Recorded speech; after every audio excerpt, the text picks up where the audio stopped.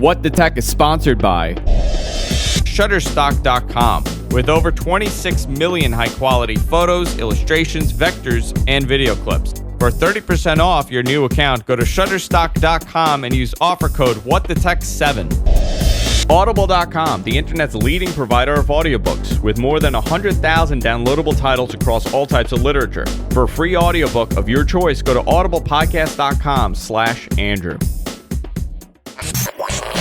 What's the tech?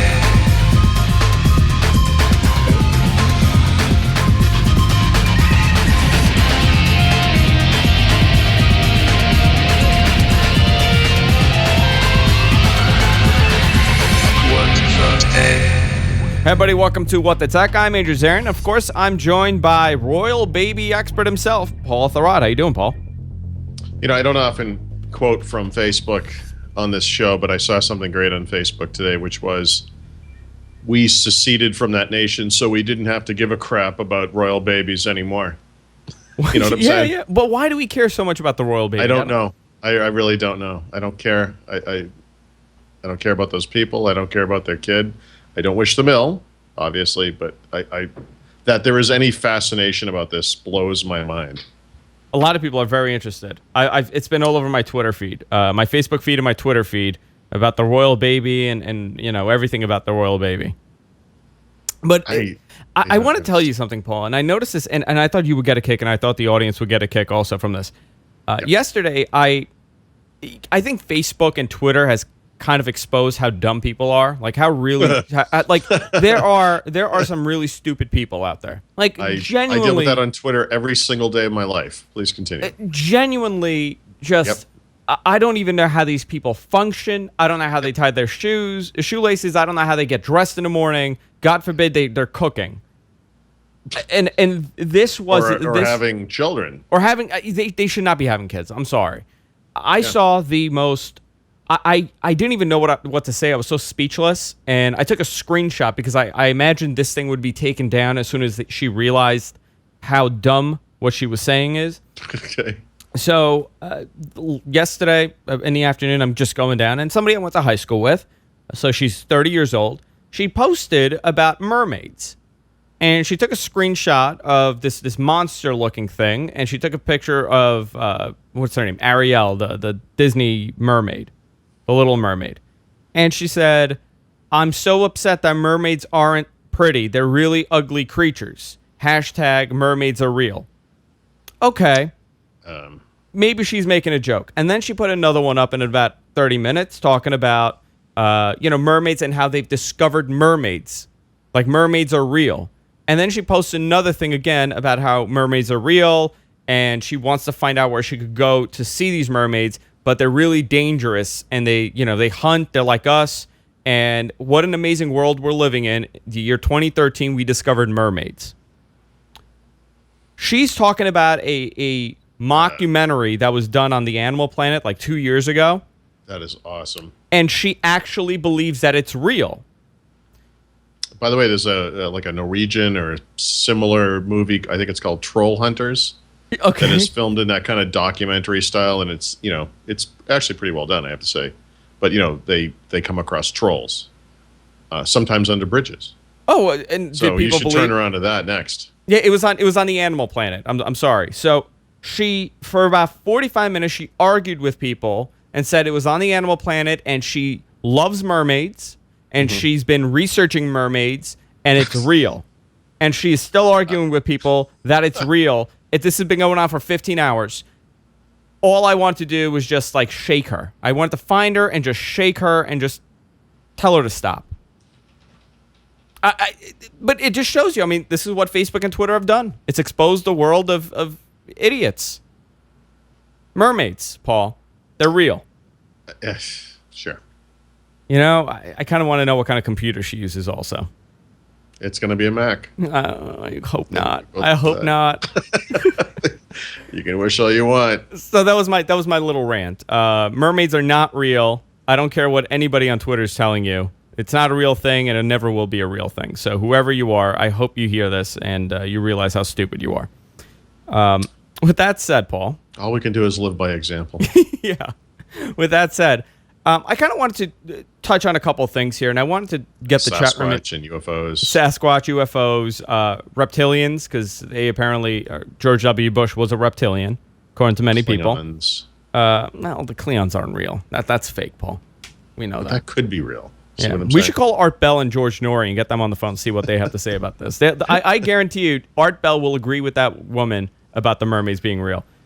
I want to talk to you about... I have seen UFOs. I don't know if I think we might have discussed this. So, I mean, I've certainly witnessed UFOs. When was this? Phoenix. You really saw a UFO? Oh, everyone did. There's much video footage of it. It was pretty amazing.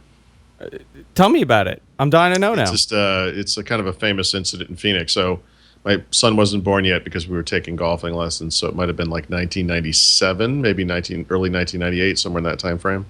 Triangle of lights moved over the city of Phoenix very slowly. The hundreds and hundreds of people took pictures of it and took video captures of it, and the Air Force denied whatever, and the governor of the state at the time who tried to make a joke out of it by having a press release with a guy dressed up as an alien and all this stuff. But it was it's a pretty serious and well-known UFO event. Oh, the Phoenix Lights. The Phoenix Lights. Yeah, we were outside. We were taking like driving golf balls, and suddenly I stopped and I was like, "Hey, what do you think about that thing in the sky?" It's like this triangle of lights, What do you do? You think it was a UFO? No, I don't think it was a spacecraft from outer space or whatever. I think that it was some, it's Arizona, right? So it was probably some test of some military or other secret aircraft thing. But all I can say is that it was not 5 separate things moving in tandem. It was absolutely one thing with those 5 lights on it. Just from the lack of, they weren't moving at different paces or whatever. They were moving in concert. Someone on our chat said it could have possibly been a meth explosion. Nope. No? Okay. No, it flew up from south of Phoenix. It flew over Phoenix. It kind of went around and, Yeah, I'm looking this thing up. Look at this thing. Yeah. Holy cow. Yeah, it's real. No, it really happened. I mean, but, in other words, I guess we're just going to veer wildly out of control.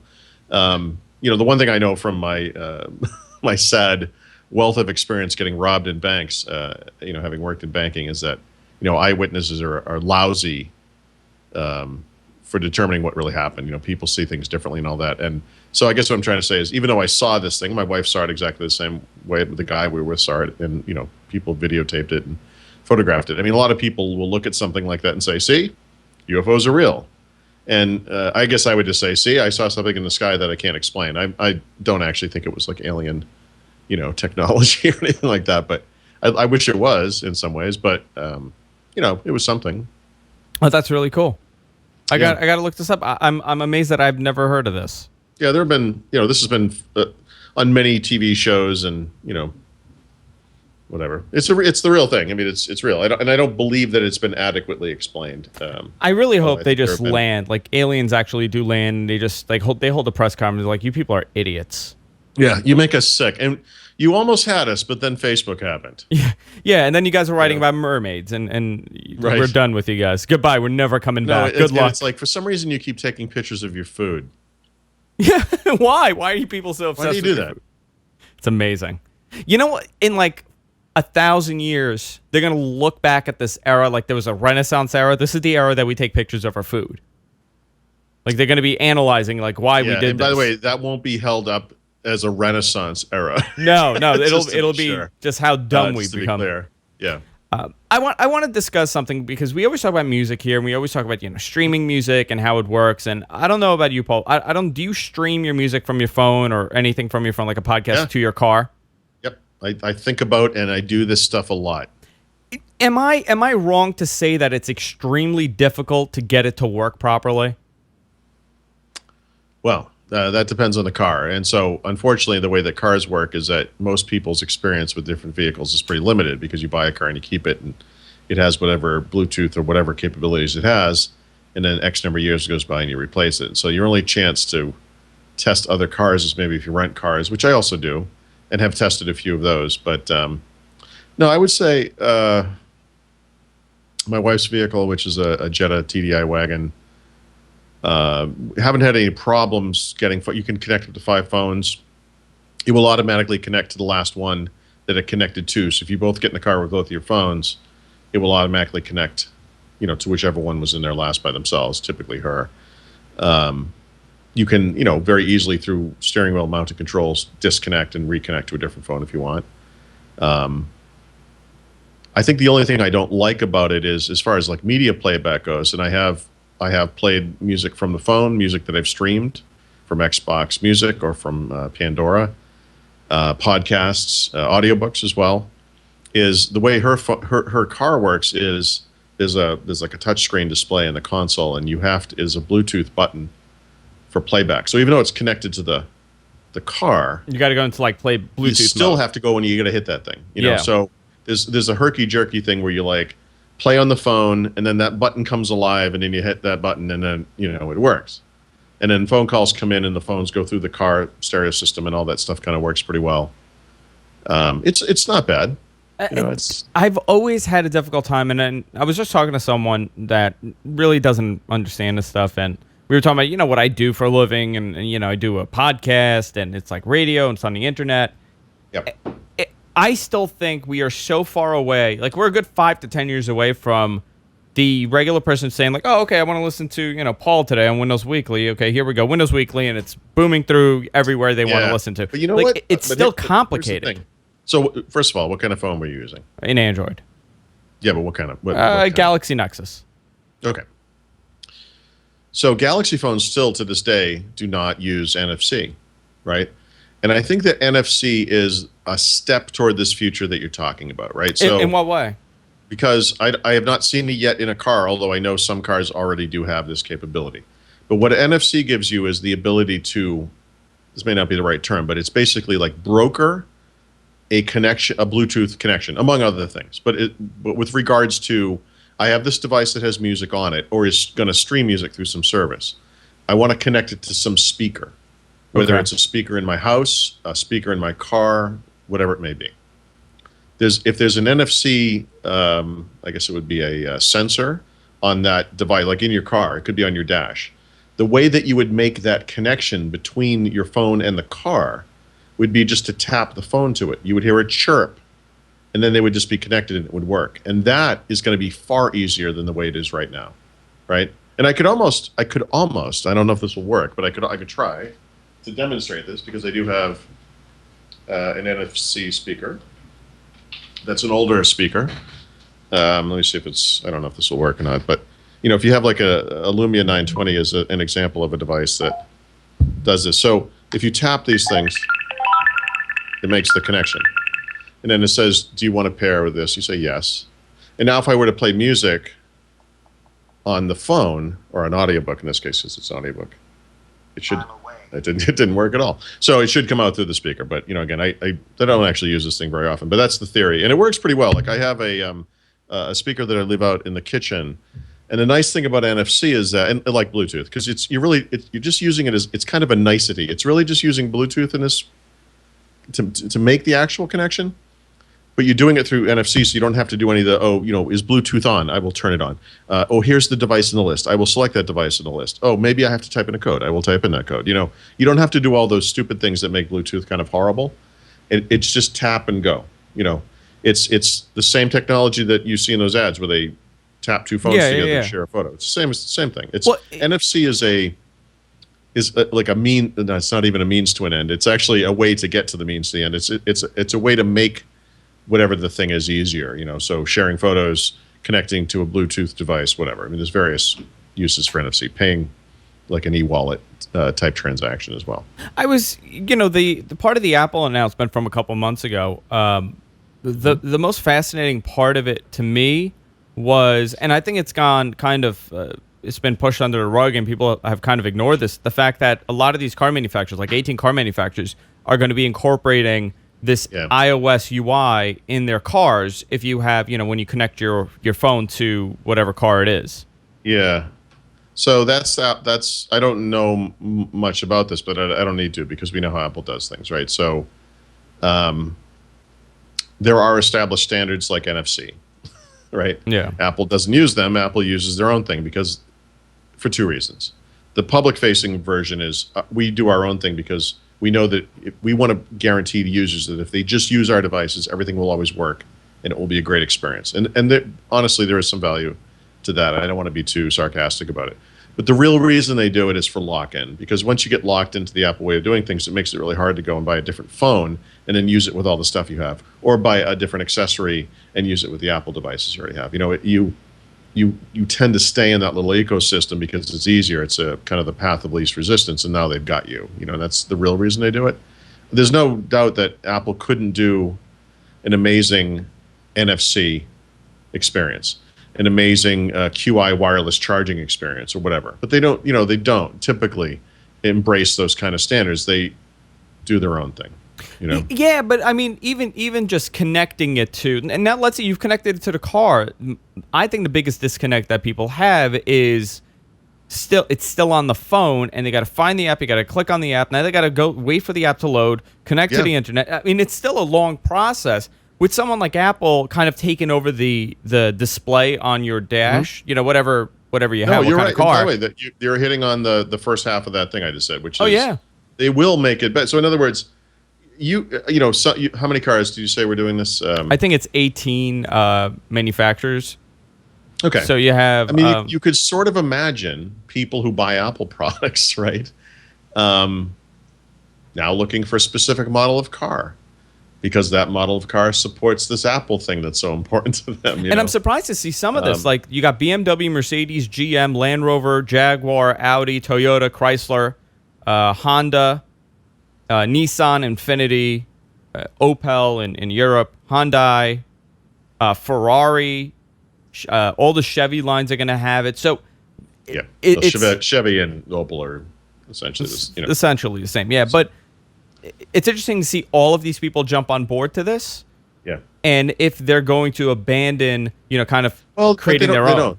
But that's not what they do, right? So in other words, what you're describing is like the next gen version of the situation we already have today, where, in fact, when we bought my wife's Volkswagen, I don't understand. There are people who understand all the goofy details of how this works, but basically there's like a plug in the center console of her car. I don't remember the name of it. It's like MDI or something.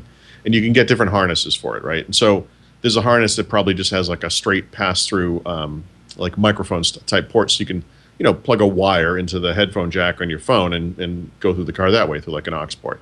There's a USB version. There's an Apple specific version, right? There's a originally would have been the dock connector they have, and now they probably have a Lightning version. I have no idea. So when we got her car, I said, I just want to make sure you don't get the Apple one. We don't have any Apple products. We're not going to. Make sure you get like a line-in USB thing, which is what she has. She has both of those kind of connections. But there's still a Bluetooth kind of thing, right? So if you were the Apple user and you bought my wife's Volkswagen for some reason, and you have, you bought the Volkswagen, not her Volkswagen, you bought one. You said, well, I want the iPhone port. I want the one that works with my iPhone. By plugging it in, you get this automatic experience. It's wired, so it's a little bit of a pain. But then again, you want it to be wired because it will stay charged and all that kind of stuff. And it works really well. But if someone else comes in your car, or you use a different phone for some reason, you can use Bluetooth, right? Or you could use, well, in that case, that's it. You could use Bluetooth. I think these other things will always be around as an option. Like it would be dumb for a car maker to only support the Apple thing, because Apple doesn't make the most phones anywhere, even in the United States. So it just doesn't make sense to only support that. They would have, even if the situation is lousy, they'll still support something else, line in. I'm surprised that we haven't seen one that's supported with Android. You could connect my phone via USB, but to the Infinity, but then nothing happens. I mean, none of the images for anything comes up. I mean, iOS obviously is supported a lot more amongst cars because you could plug it in. Because there's only one way to do it. Yeah, you plug it in with the harness, and you got even like the imaging, that comes up and the title and everything. I don't get that on my phone. So it is interesting that they have gone to iOS, and I think this is you're right. This is one step closer to solving that weird disconnect between taking the stuff from your phone and streaming it to. Yeah. And I'll tell you, I went and I tried the Ford Sync, and I absolutely hated it. Well, so they're like the top of the line, the top one. Okay, so again, this has changed a little bit since I've last used it, but my understanding of Ford Sync is that there are 2 levels of Ford Sync. So I think there's Ford Sync, and then there's the next one up, which is like Ford Sync My Touch. My Touch, yeah, My Touch. And my understanding is that the higher end one is actually considered worse. It's complicated, and it's a lot of gadgetry and stuff going on. Very complicated, and it doesn't really work well. The touch interface is not good.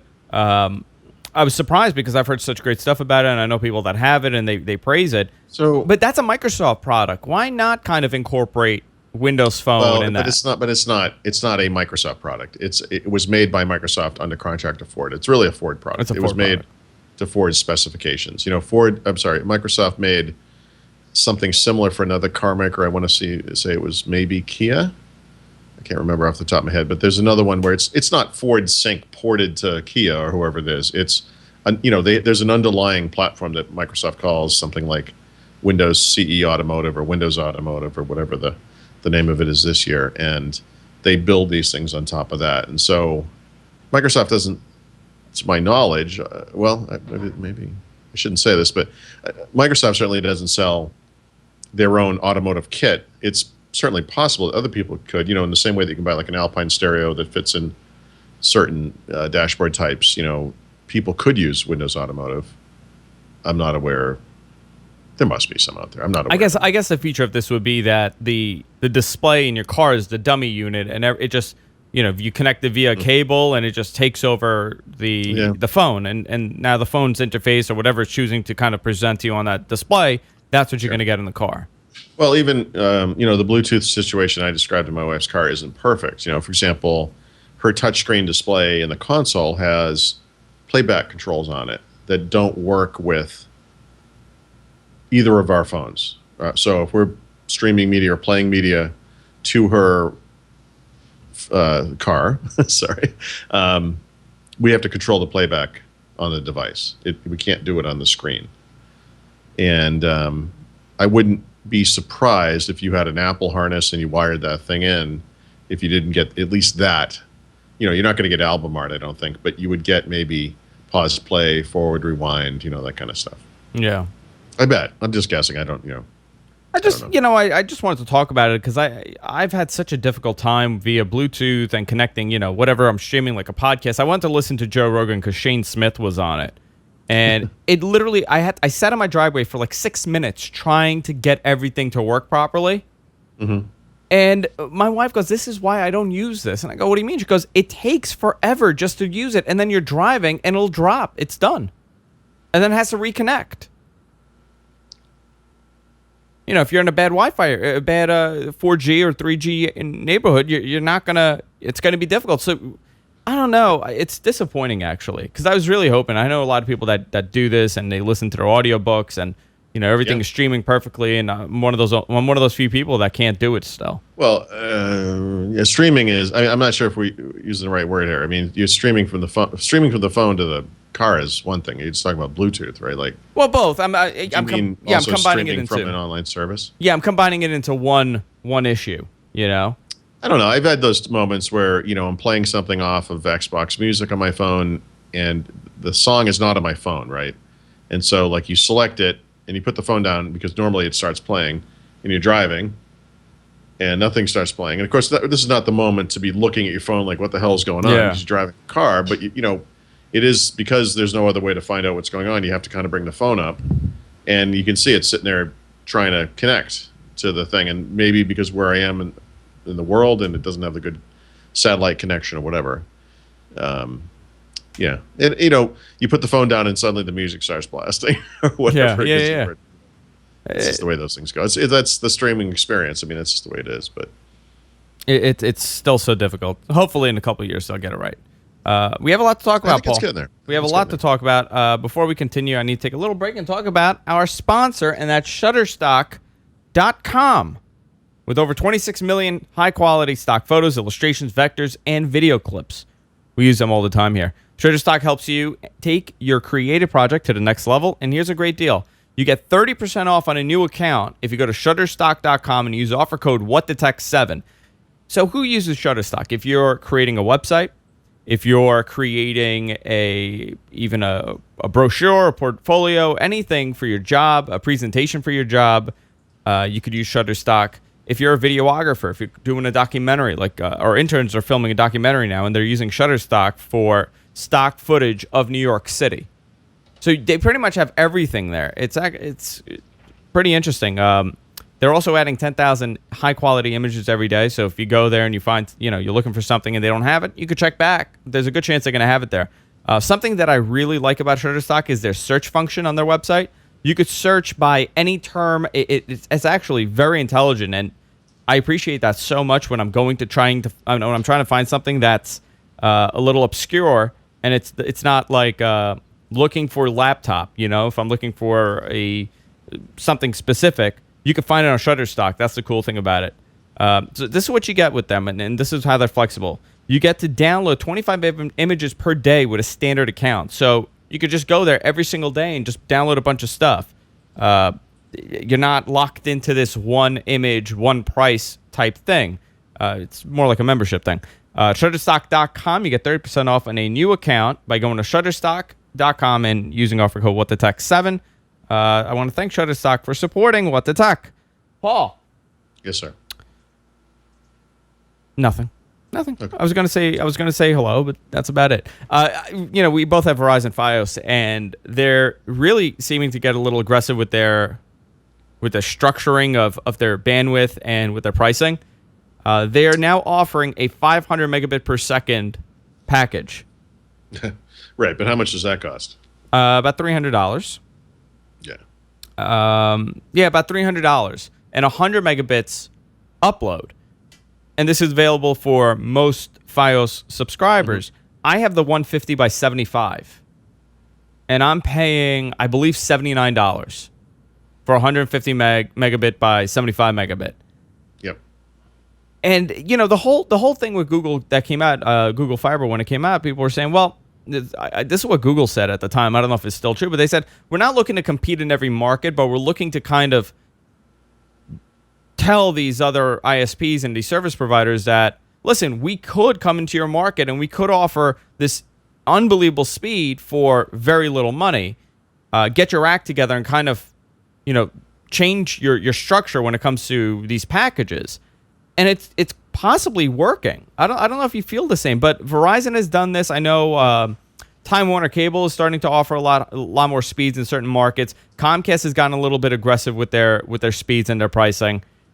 Do you think Google Fiber was that thing to kind of be like, oh, wow, we could really get our ass handed to us if we don't offer more? No. So what do you think it is? I think they're doing it simply because they can, and that, Fios still has a very limited rollout, and fiber has so much headroom in it for capacity that they can just keep turning up the dial, and it's a great way to charge money for doing nothing. I mean, this doesn't require them to add capacity or anything. Like, they don't, it's not like a cloud service where they have to turn on servers. Like, it's just sitting there unused. I mean, it's just something they can do. Yeah, but I kind of feel like if let's say not necessarily Google, but let's say Verizon, for example. Verizon's offering all these packages and all these, it's still limited market because their rollout has stopped. But let's say New York City, for example.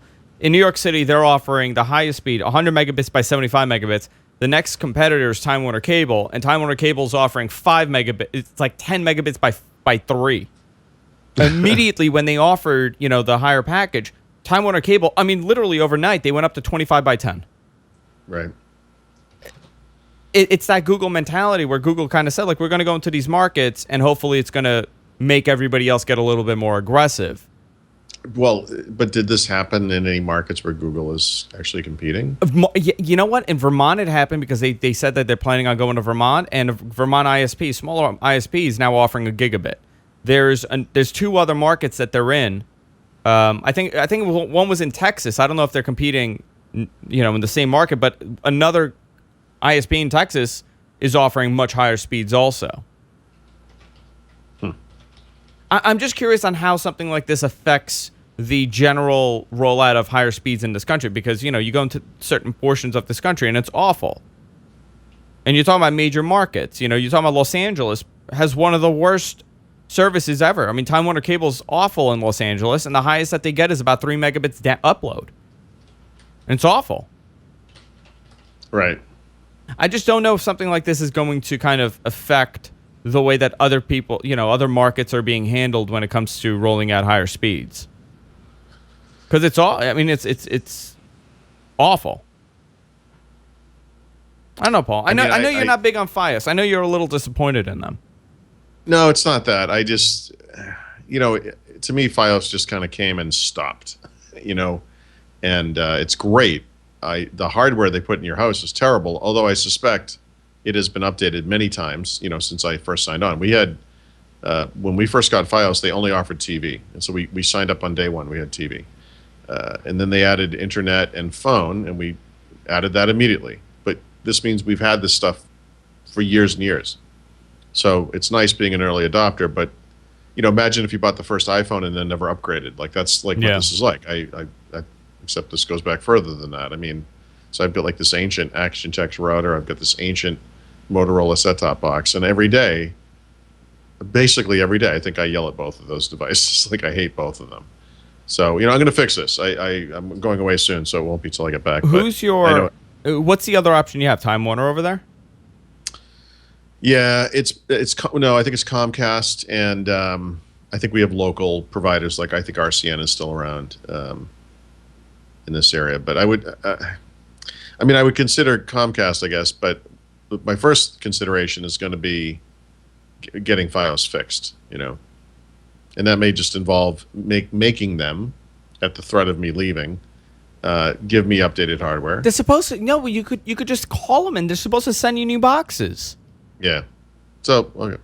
Well, we got to do that. Yeah, it's I don't know. I just, we pay for the maximum on everything. Like, well, we don't have the speed you have. I mean, we don't pay for that. But, we bumped up our internet to 50. I think it's 50/25 or something. When that was offered as like kind of a low-cost update or whatever. But, again, they didn't have to do anything. It's just like, okay. Do you know what the speeds for Comcast are? Oh, they got to be awful. I can only imagine they're like 18.3 or something. Yeah. Awful, I know. I'm sure they're awful. I don't know.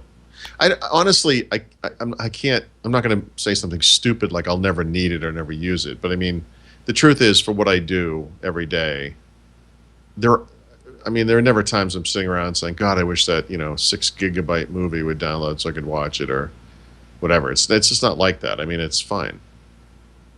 I have the Action Tech router I have, seriously, has a 802.11g wireless network. You just have the standard, the black and silver one, right? Yeah. No, you need the red one. I know.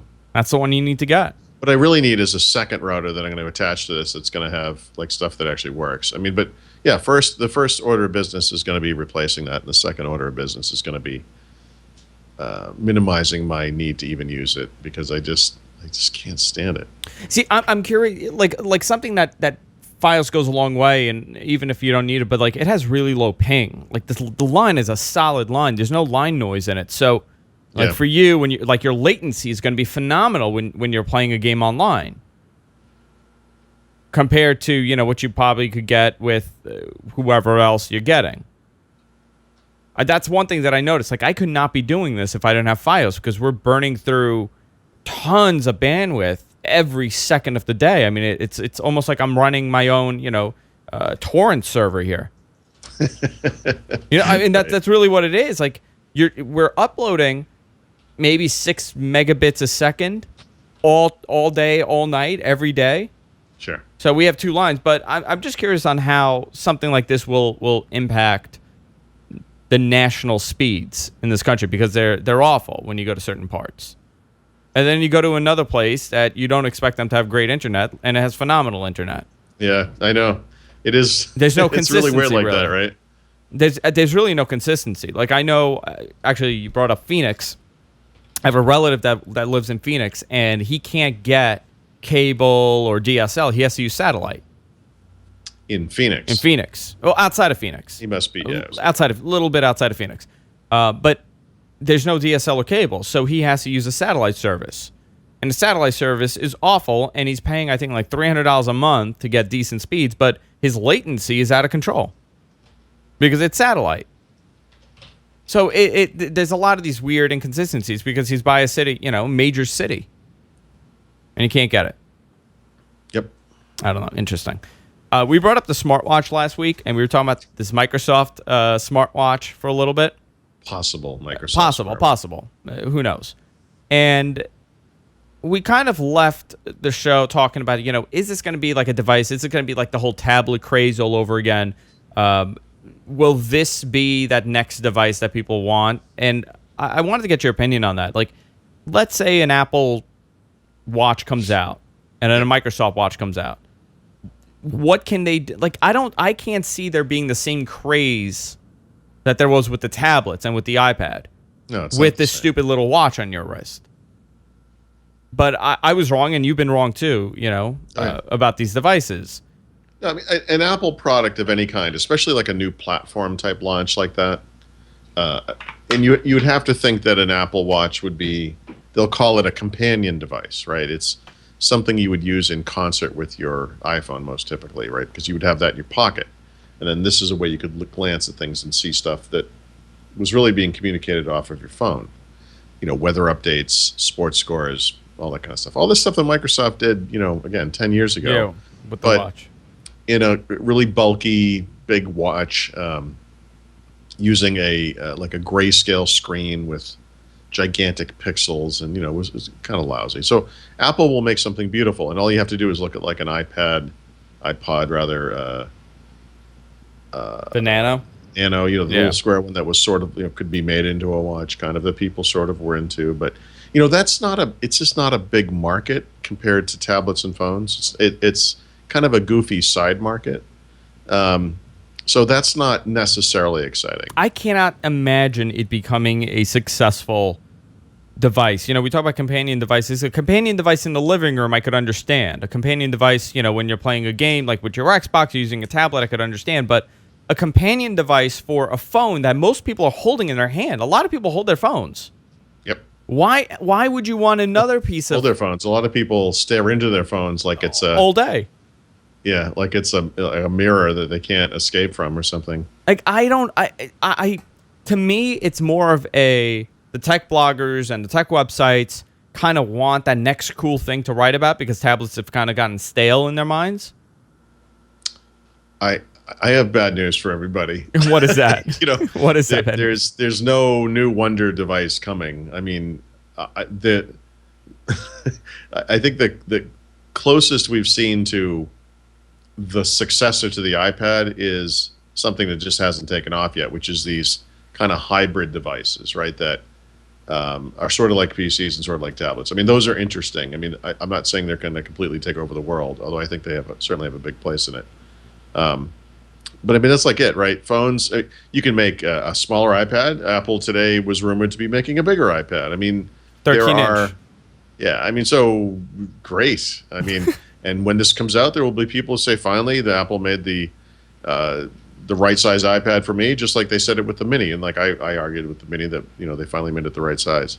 But those are not new things. They're not inherently game changers. They're not going to set trends and change the world. No, you're right. This concept of a wonder device is, and we kind of got conditioned. We kind of got conditioned to want this thing, right? I mean, we had because Apple in particular. We should focus just on Apple, but Apple in particular did deliver this for year after year, for a while. Well, I mean, I don't know, year after year, but iPhone repeatedly. iPhone I would say 3. iPod was the beginning of it.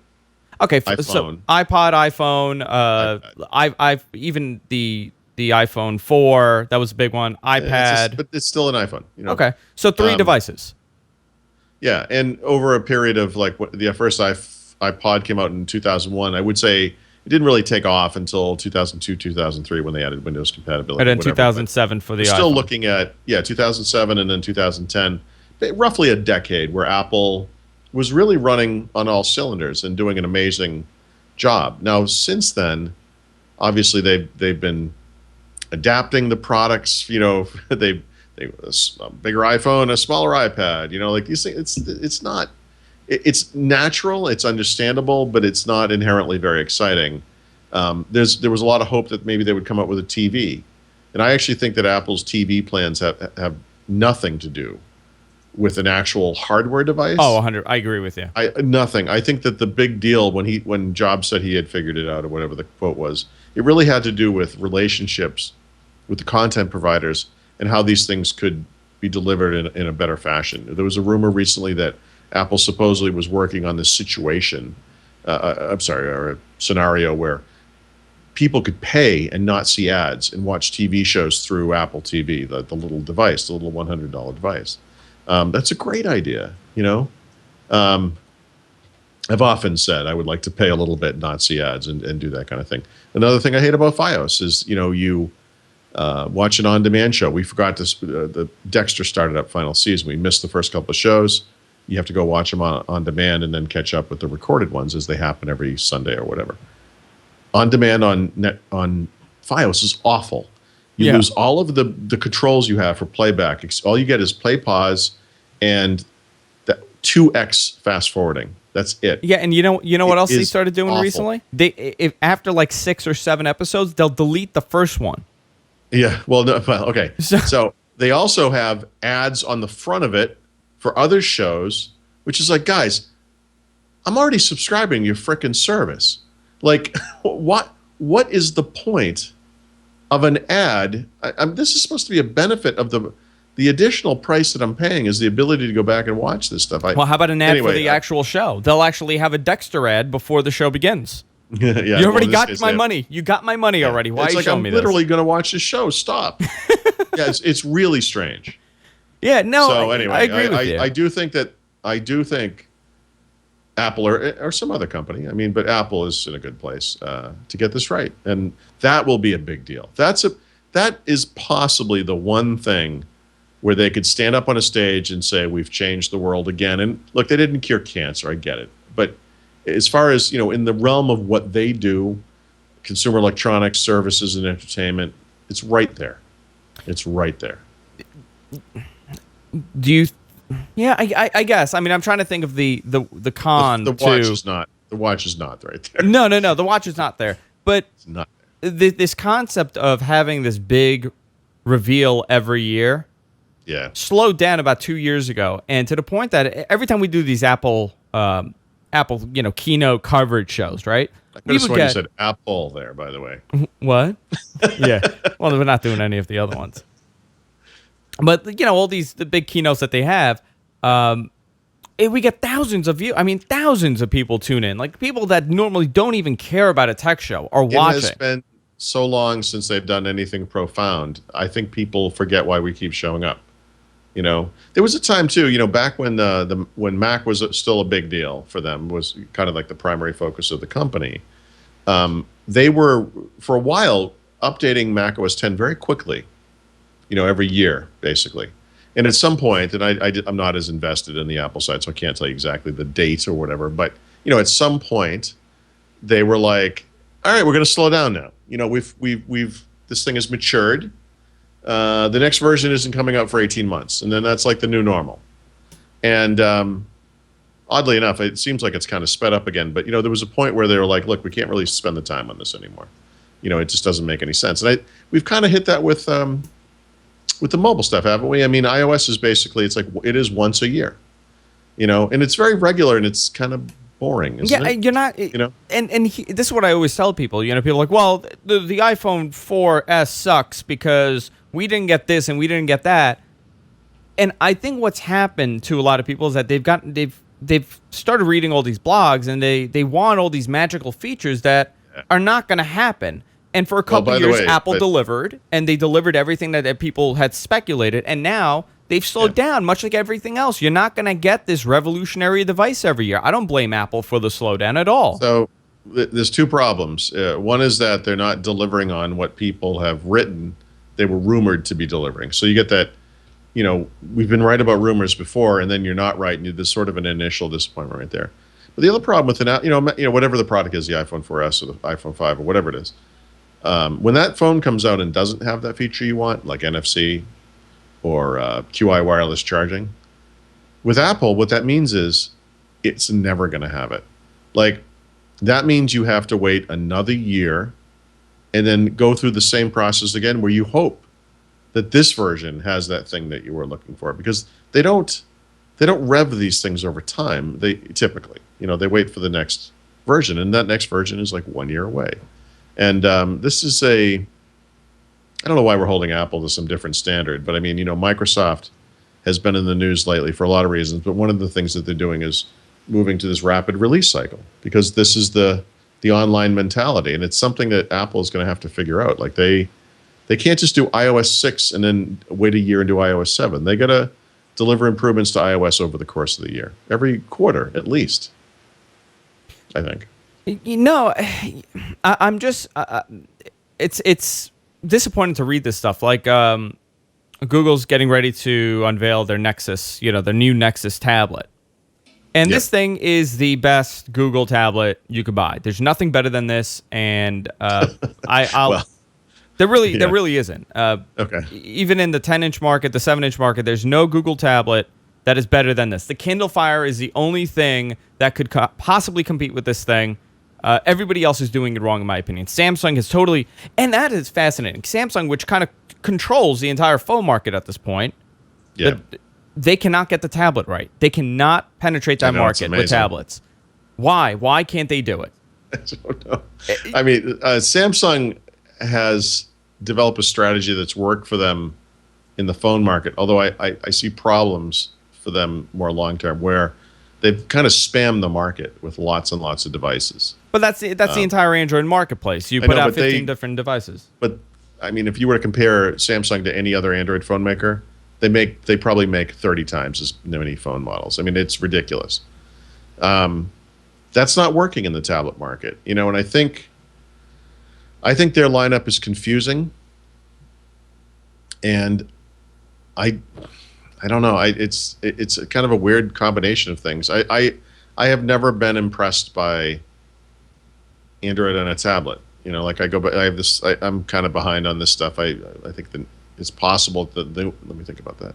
It's possible that the newest Android tablet I have is actually now a year old and is about to be replaced. That Nexus 7 device that Google makes, and I've updated it. They've provided updates. It's updated with the latest version of Android, and it's like, it just doesn't seem.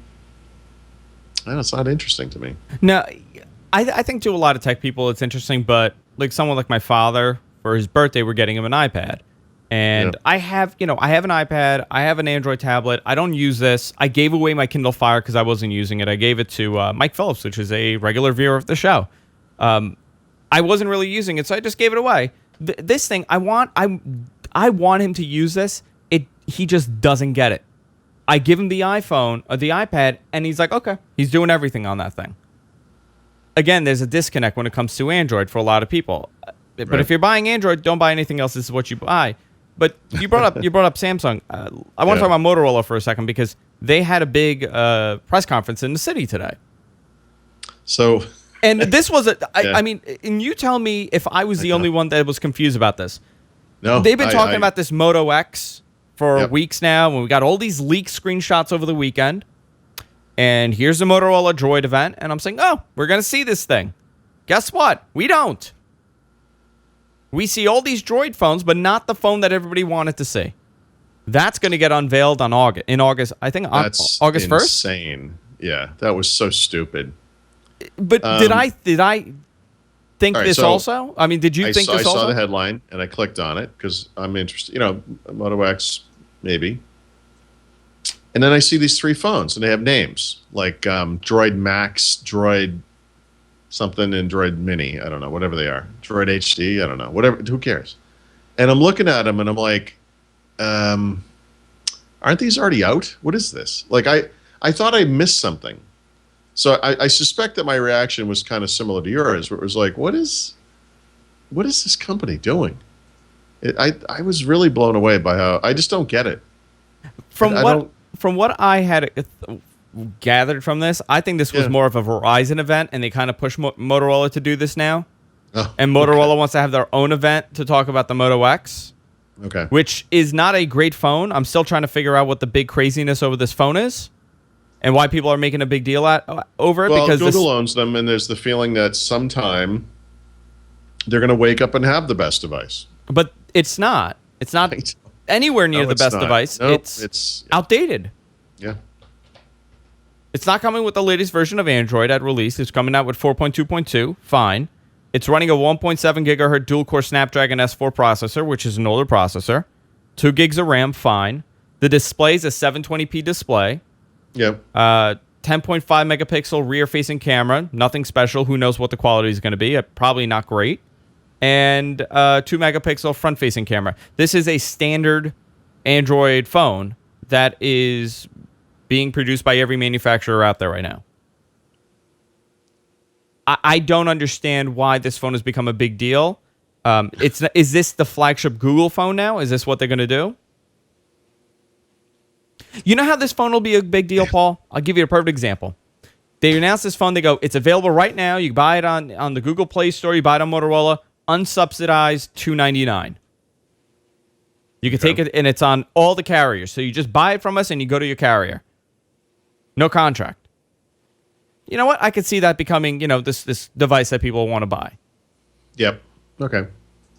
But are you interested at all in this device? I know you're not a big Android fan, but do you see any appeal? No. I mean, no, not really. No. I'm really distressed by how little I care about Android. And although I think people have listened to the podcast for a while, we've complained about Android a lot in the past. I want to be really clear about this. I don't mean this in some critical way, like I don't like it. It's not that. I am literally completely ambivalent about it. I just don't care. It's not interesting to me. Every time I pick up the Nexus 4 that I have or the Nexus 7, like little things automatically update. I look at it. Sometimes Microsoft release a new app. I'll check that out. I just don't. The whole thing is uninteresting to me. It's a really strange place to be in because I feel like I'm supposed to care because Android devices are clearly number one. I mean, something must be going on there. And again, it's not dislike. I just don't care. And I feel weird about it. I feel like I should care more. The appeal to Android is that you could do everything you want to do. You could do everything. I don't want to do anything, though. See, that's not the point. But here's the thing, Paul. You could do everything. I don't want to do everything, but I don't. What I want to do is I want to be able to rent movies and watch them on a plane.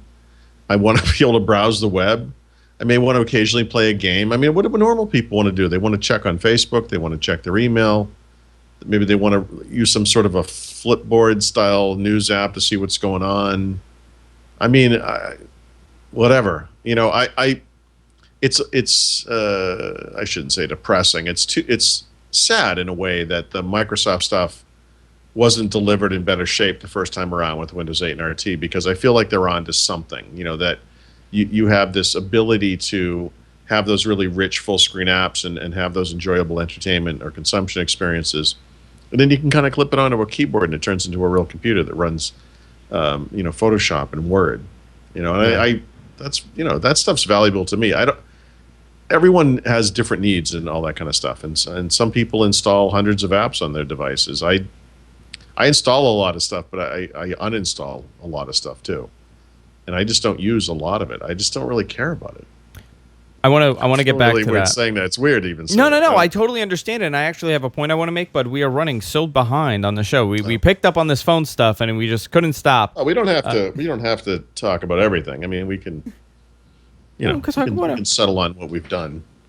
I kind of want to talk more. Okay. But before we do that, we got to do our Audible pick of the week. Paul is a huge Audible fan, so am I. We love Audible here. If I could pull up the billboard. Oh, there we go, billboard. Audible. That's not Audible, but it says it's Audible. There we go. That was very confusing. Audiblepodcast.com/Andrew. You get a free audiobook. If you haven't signed up already, go ahead. Sign up. It's absolutely free. No commitment. You just sign up. You get your free audiobook, and you're good to go. Paul, I'm looking at this Audible pick list. I know, it's weird. Holy moly. I think we're trying to make up for every Audible pick we haven't done over the last couple of weeks. So no, not exactly. So the one thing that you can't tell from the list is that none of these are longer than 2 hours and 30 minutes long. In fact, some of them are as short as an hour. And the reason I'm doing this is because my previous pick was that book Joyland by Stephen King, which is an excellent story and a great audiobook. The narrator for that is fantastic and perfectly suited to that book. It was a great read. And it sort of inspired me to look for more things like that. There's an earlier Stephen King story called The Colorado Kid, which falls into this same kind of, 50s style crime thriller book that would have been sold as like a pulp paperback in an airport in the 1950s or something. And that's a decent story. I'd read that one years ago when it came out, but I sort of looked around Audible for shorter Stephen King collections, see what was available. And, for example, Joyland is about 7.5 hours long. And so I walk about 45 minutes to an hour every day. And I thought, it'd be kind of interesting if I could burn through these a little more quickly. Like if you do the math on something like a really long book, like a 30-hour book, like how many days would have to go by if I listened to it 45 minutes at a time? Like how long would it take me to get through that book? Like a really long time. Like the Steve Jobs book took about a week for me. Yeah. It was like, what, 40 hours? That's good. I mean, that would take me longer than a week if I just listened to it while walking. And I don't always just listen to it while walking, but that would be the minimum. So whatever, 7 times 45 is, like that's the minimum number of minutes I would listen to an Audible book in a week. But what I found is there's actually a really good collection of short form Stephen King Audible books, right? So I've listened to 2 of them so far, and those are the first 2, the actual picks. Mile 81, which is actually 2 short stories, Mile 81 and The Dune, both of which are excellent. Mile 81 is kind of a straightforward monster story, and The Dune is class. I don't know if this was published somewhere else before. I don't recall the story, but it's something that would have been in Night Shift, from the early 1980s or late 1970s. Great story. LT's Theory of Pets is the other one. What is that about? Finished.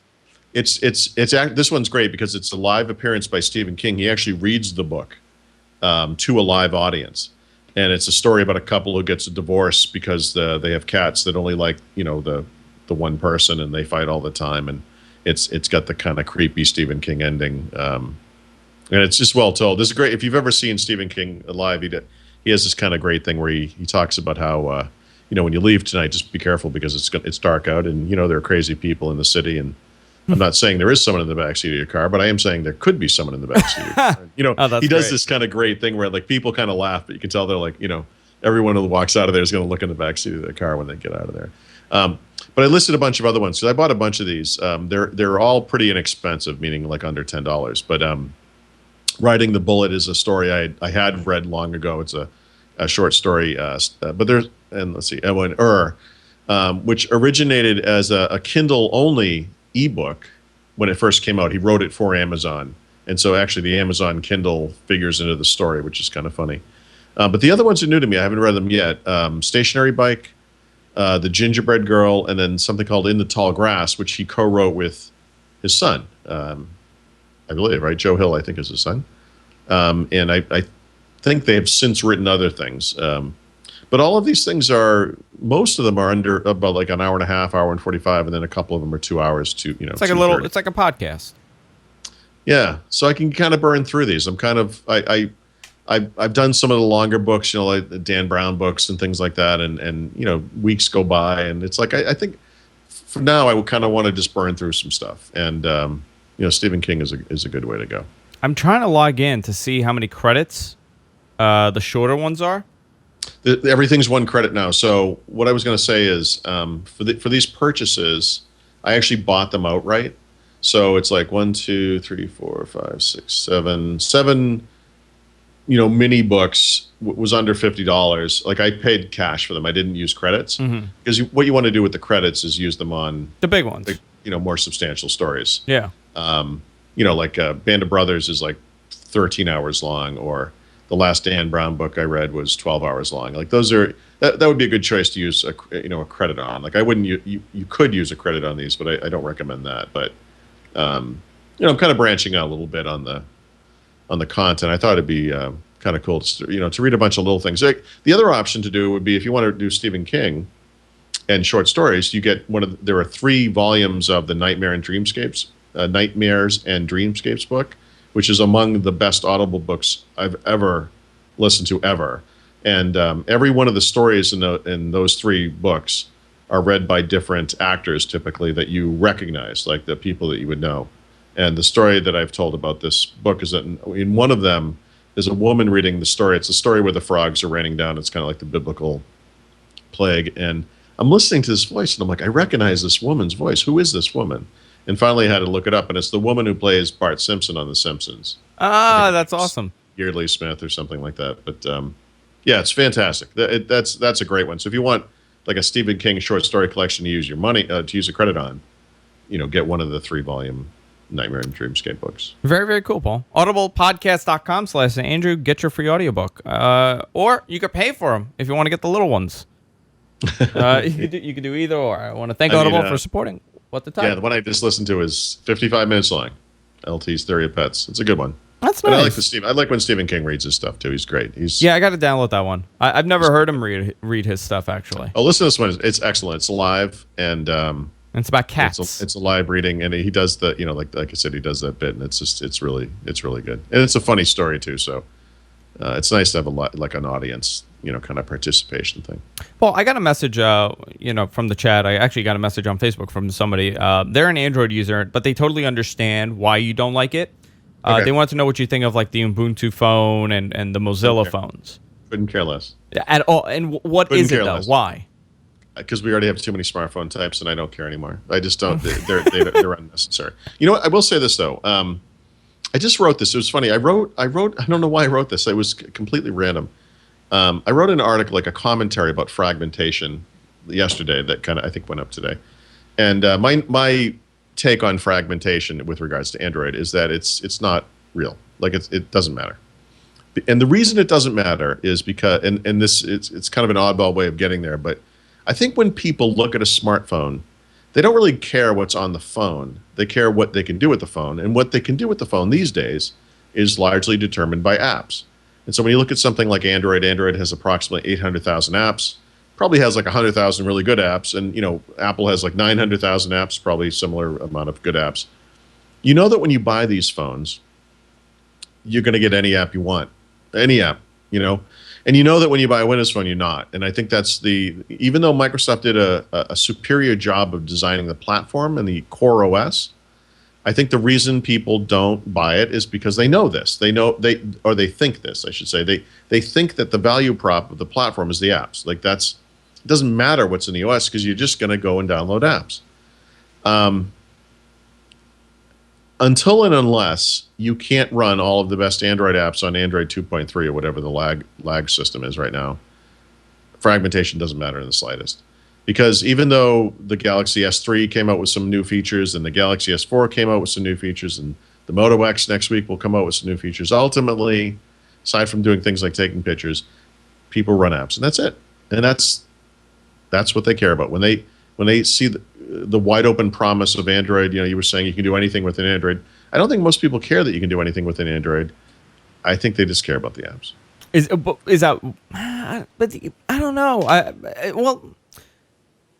I guess it does have to do. I guess it does have to do with the apps. You can kind of do everything because there's so many apps and there's 10,000 different apps, and a lot of people. That's one version of I can do anything I want. I can just get apps.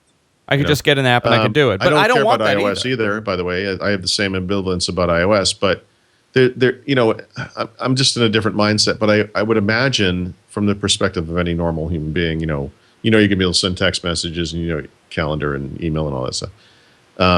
You get all the games you want, get all the apps you want. Apple's got a great ecosystem. They've got iTunes U and all these kind of unique features that are really cool and actually useful or educational even or whatever. And there's neat stuff there.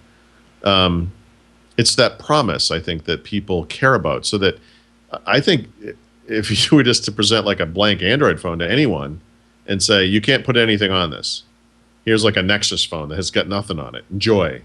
I think they would be like, geez, like there's not, what is this? Well, the same would go for iOS, in my opinion. If you can't do anything with it, I mean, you just have a browser, that's it. Yeah. So most people don't care because they look beyond it. They say, well, who cares? I'm going to download a Facebook app. I'm going to get Temple Run. I'm going to get iBooks. I'm going to get whatever. They don't care what's on the phone because they're going to put stuff on the phone. And I think, I think that's the appeal of Android. I don't know. I come from this world where, like, we do Windows stuff, and Windows. I know all about the evolution of Windows and how it's gone from its humble beginnings to its humble current. But you know, smartphones, a lot of that underlying goodness doesn't break out into the mainstream population for years down the road. So it almost doesn't matter. I just did like a really crappy NFC demo, but until everyone's using NFC, or until NFC is in every single car, until you can just bring your phone into a car and charge the phone because you're in the car. Yeah. You know, we have to deal with wires and stupid things and connections, and we do all this, dumb stuff that we do, and it takes a while. How about in the Wi-Fi meantime, we can Direct, add apps. Paul? How about Wi-Fi Direct? Because the Xbox One is going to be using Wi-Fi Direct. Oh God! Yes, I mean my Samsung laptop. I just blew it away. Went back to the initial OS, reinstall Windows on top of it. Wi-Fi Direct is part of it. I forgot about that because it's in the it's on the Samsung. The Samsung puts it in there. It's like an Intel utility that does Wi. I don't have anything that does Wi-Fi Direct on the other side. So it's like there's this capability that's on the system, But nobody's implementing. That's meaningless to me because I don't have a Wi-Fi Direct anything on the other end. I don't have. I guess today you'd probably buy an adapter that you'd plug into your TV or something, and then and you know what would happen ultimately at the end of the day? I'd be playing a movie on my laptop and watching it on my screen, which frankly I can do in more efficient ways already anyway. So I don't quite get what the point is, and it's a lot like that thing we were talking about in cars, where there's 5 different ways you can go from a device into the audio system of the car and have content played back. Some of them are better than others. Some of them are only supported on different phones, but ultimately we can all do it. So whatever. It almost just doesn't matter. Ultimately, it's like a wash. Like, who cares? Yeah. You have what you have, and you use what works, and you kind of move on from there. And Android is boring to me. I'm sorry. It's okay. It's okay. Listen, I find it boring too. I feel really weird about this. I'd rather feel strongly about it. Because I wish people are so passionate. And to me, a lot of the people that are passionate about Android and Google it's a very similar passion to the Microsoft guys. Is it with Google? Yeah, I feel more towards Microsoft than it is Apple. I think Apple is this different mentality. But when I listen to like a Google show or I hear guys talking about Google, it's almost the same as it is that I've heard about Microsoft and Windows 8 and, with the changes coming. I think to a lot of people, Google's exciting because I don't know. I don't know why they find it exciting. You know what? Like, they do certain things that you say, wow, you know what? This is really good. Like, Google Now is phenomenal. Google Now is phenomenal. Yeah, okay. It's great. It works much better than Siri. But you know what, though? Okay, so my wife, who uses an Android phone, her ongoing commentary about Google Now, and this is a woman who does not care about technology, she is routinely creeped out by Google Now. Routinely. By which I mean, the only time she's ever mentioned it to me, and it's happened several times, is she says, I was coming over from Boston on the train, and this thing flashed up, and it said, hey, you've got a phone call at whatever time, don't forget, or whatever. And she's like, what is this thing? Like, I get it, thanks. It feels like a creepy intruder to her, that it's like a little much. Like the train's 5 minutes late, like, thanks for the heads up. It doesn't really impact my day, but like but the fact that that I'm on this train is creepy to me. Like I think that's got to be part of the conversation around Google Now, right? Those people that talk to iPhones that think they're having a conversation with like a sentient being. I mean, this is a creepy quality. Well, you want to talk about creepy that as well. I may be totally off on this, but I was reading 2 days ago about the Moto X and how the mic is always on, so it's always listening to you. Yeah. That is weird. I mean... Sounds like you're breathing a little heavy, Paul. Yeah. Do you need me to call a doctor? I mean, that's a little weird. It's always listening, but I guess the way that it's going to work, it's going to know what you want because of the way you're talking, and I don't know. I don't know exactly how it's going to end up in the end, but that's a little weird. But this is what we're doing now. It's like the evil future that we all always hope would never happen. But all these devices are listening to us. They always know what we want. My Google phone knows every Wednesday I go into the city at 4 o'clock based on the GPS. So it tells me the traffic before I even leave my house without me asking. Yeah, and to me, it's useful, obviously, but it's also creepy. I mean, that's the problem. I think you know what's crazy? Like in 10 years, what this technology is going to be like. We're either going to revolt and say, we don't want any of this anymore, this is insane, or it's going to get, it's going to be telling us when we have to go to the restroom. Paul, it's been 5 hours. Time to go. Yes. Paul, it seems like you've had a lot of sushi. Aren't you worried about your mercury? Do you want to, I don't know, go to a free clinic and see how that's working out? I don't know. It's heading there. I mean, I don't know. This is the stuff that's gonna drive me from technology. This is the. You think that's gonna be what's gonna you're gonna fruition. go? Not Google Now specifically, but where this goes. You're gonna be in a cave somewhere. The wearable stuff. People are gonna get implants. I think that's cool. Digital displays on their skin. I think that's cool. Kind of like under the skin and light comes through. All that stuff's gonna happen. I know it's gonna happen. Oh, the contact lens is gonna happen 100%. That Google contact lens.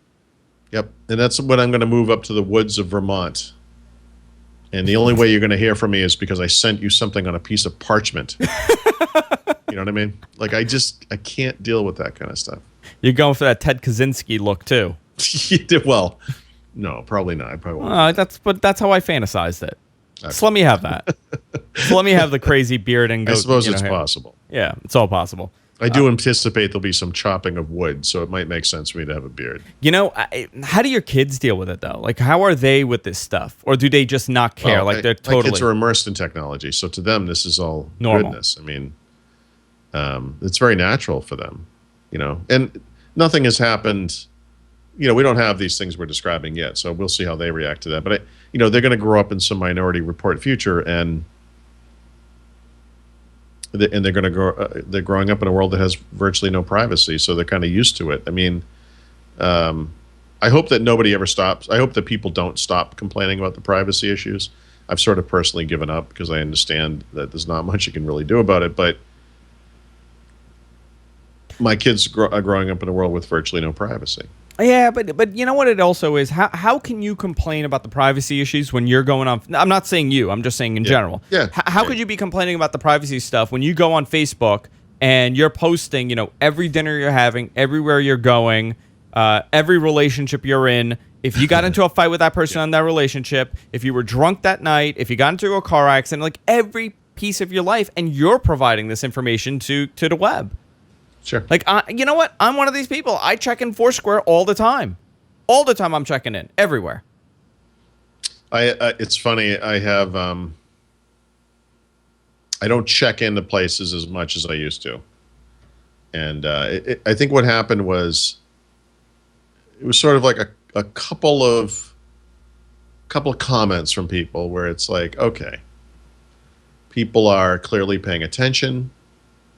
A little weirded by that, and that's enough of that, and I don't know. Maybe that's, I don't know, for me, for someone like me, my age, whatever. I mean, maybe that's all it takes. I mean, for my kids, it may be a different thing entirely. I don't know. I am sort of nervous about the kids. Somebody brought up. Why does nobody care about the children? What about the children? What about the children? Yep. I don't know. It's weird, but could you imagine, like, if Twitter was around when Frank Sinatra was at his prime? Like, you know what I mean? By the way, some of the best spoofs of all time have been like the Mad Men, Facebook timeline, or the Game of Thrones Facebook timeline. I do kind of enjoy that kind of thing. You can there's some good humor around that. Like, like what would Twitter, how would Twitter have responded to, things happening in the 1960s or whatever? I mean, there's some good comedy to be had there. I want to see like Sammy Davis Jr. and Dean Martin on Twitter. Like, that's what I want. Sure. All right, time to wrap it up. WinSupersite.com for all things Paul. Let's see what you have on there. What is the Microsoft delivers? Okay. I saw something that was interesting here. It just updated just now. Look at that. What happened? You did. You're talking about 8.1. You're talking about. Where is the post? Oh, you did a first draft of Paul Thurrott's guide to Windows Phone. It's on your website right now. Yep. That's on. You have a couple. How many? Oh my God! It's 626 pages. Yeah, but it's a lot of screenshots. I mean, if you just You're like a real writer. You're like a real writer. I am like a real writer. Yeah. Actually, I think when this is done, I gotta. I still have work to do on it, but I mean, I'm interested in having it like bound, somewhere at some service just to see what it looks like as a book. I should do it. It's funny how I do this big electronic thing, and it's like it's not going to be real till it's destroying, trees. I think you broke SkyDrive. I cannot open the file. Yeah, I made a second link to Dropbox because of that. I did. I literally, there's an error message that flashes at the top of the screen that says, I took a screenshot. It says, this SkyDrive has been experiencing a large volume of traffic. No more files can be opened right now. Please try later. Well, that's a good problem to have. I guess. It's weird because I don't know why this update. I mean, for some reason this one did it. It's almost like someone finally turned their attention to me over there and they were like, all right, that's enough of that. Yeah. This Paul's causing trouble for us.